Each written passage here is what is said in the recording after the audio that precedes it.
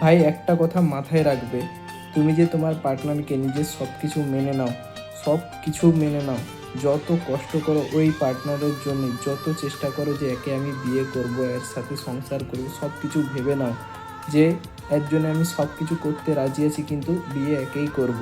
আর মেয়েটাও সেই পজিশনে বলে হ্যাঁ আমি তোমাকেই বিয়ে করব। কিন্তু ভাই একটা কথা মাথায় রাখবে, তোমার থেকেও বেটার যদি ওই মেয়েটা পায়, তোমাকে সেকেন্ডে ছেড়ে দিয়ে অন্য কারোর সাথে চলে যাবে, এই কথাটা মাথায় রাখবে।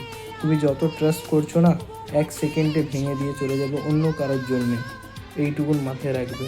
শুধু একমাত্র তোমার সাথে যদি থাকে তোমার ফ্যামিলি, সবচেয়ে ধরে রাখতে পারার জিনিস হচ্ছে তোমার মা, তোমার সব সময় হাত ধরে থাকবে।